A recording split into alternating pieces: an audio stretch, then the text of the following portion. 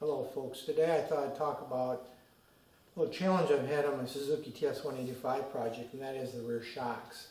This happens to be the original type of shock that came off of this bike originally. This didn't come off of this bike, someone had put aftermarket shocks on it.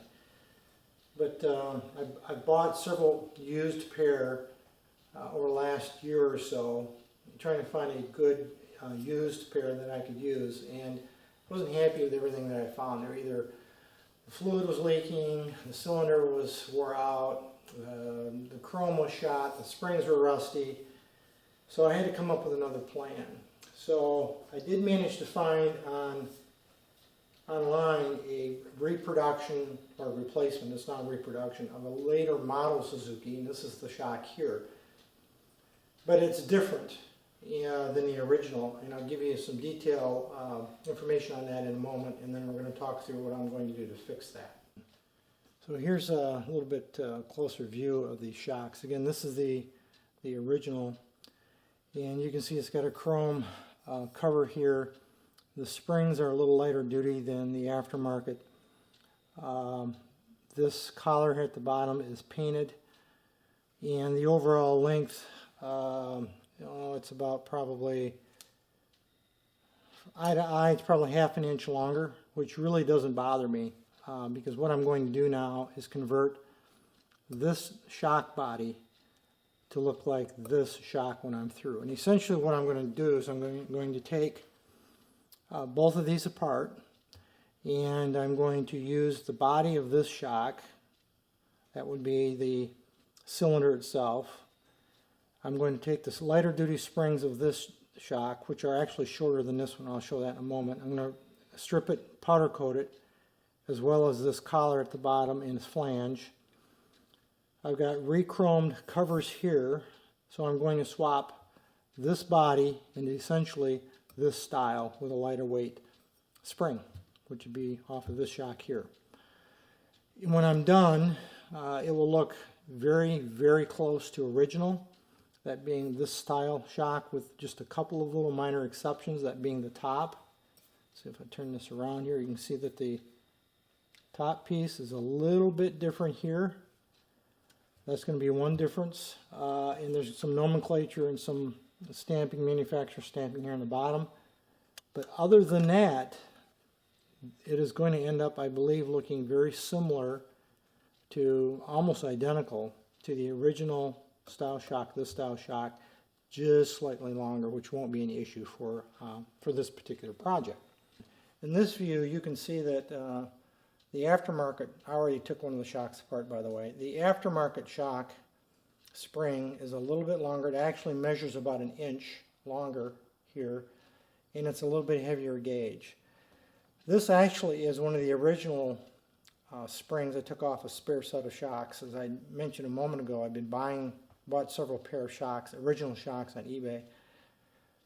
Took a pair apart and salvaged the springs. That's what this is, and then I re-powder coated it myself. So this is the original spring. So that would be this spring right here, this type of spring, powder coated and cleaned up. And then this is the original spring that came off the second shock that looks like that. So this original spring isn't going to be used. This one will be.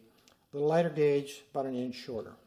I thought I'd show a little more detail of the finished shock versus the original equipment. So this shock, the upper one in the view, is the shock that would have come off of this bike originally. This one didn't come off this bike, but this is when I picked up a set of them. I picked up a couple sets of them on eBay. And as I mentioned earlier, the original is a little shorter because of the spring length. So after disassembling the original, I look like this. I salvaged the spring, the cover, and I think that was about it. Then when I had to put it back together, since this shock is a little longer, the original replacement shock, the aftermarket I should say replacement shock, was longer than the OEM shock. I made up that difference in spring by taking a piece of PVC, like you see here. I measured the difference in spring height, it was about an inch. So underneath this cover, you can't see that obviously there is a piece of PVC that sits like this that makes up that difference in spring length. And then I basically reassembled the shock. Now, when I did that, I powder coated, obviously, the spring in a gloss black, which this originally I believe was. So this, again, is an original spring. And then the collar, this collar, which came off the aftermarket, was just zinc plated. And I powder coated it flat black because this original collar on the original shock was flat black. So these have been powder coated flat black. So when I put it all back together, I have a replacement chrome cover that came off a sacrificial shock with that plate. I also had to come up with a means of spreading the load for this piece of plastic that fits underneath there, something like that. So what I did is I came up with a fender washer that was exactly the right size. I think that's a 1/4 inch diameter, 1 1/4 inch in diameter, which then goes up through the stem. You can probably see it here. And then I can just use a spring compressor, tighten this up, collapse the shock, spun this down to the nut, snugged it up, released the tension, and it's nice and sturdy now. So these parts are repowder coated. This I had to add, which you really don't see anyway. And these are original pieces, parts off the shock. Actually, I sacrificed that spring. And this is just a filler piece to make up the difference in spring length. Now, I want to qualify something here. This is a restoration project, and it's not going to be ridden. It's really a show bike.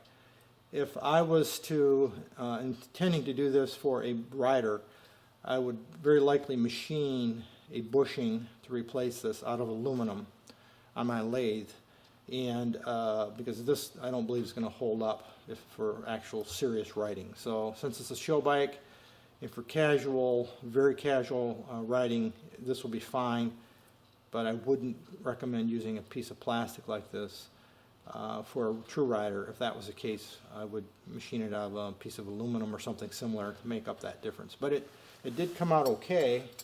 Set these pieces aside. The overall length is still a little bit longer, as you can see here. That'll be fine for this project. I don't think anyone's going to notice the difference. In reality, as I think very few people, unless they're very tuned into this detail on this bike, is going to even notice the differences between the original and the essentially I had to remanufacture some of this some fingerprints on the chrome here. It looks very, very original, pretty much across the board. And if this one was in good a shape as this one, I think most people would be hard-pressed to determine the difference between the two. So that's how I had to accommodate taking an aftermarket shock that was made for a later model bike that did not have the covers, approximately the right length, slightly too long, by taking an original type of shock, salvaging some of the parts such as the spring, the cover, and the other miscellaneous parts, taking a cylinder off. This is for the second shock. I haven't put it together yet. I put the two together, and it ended up looking like that. So that was my solution to the shock problem. I thought others might be interested in seeing this. If you got any questions, of course, feel free to let me know, and I appreciate, as always, you watching.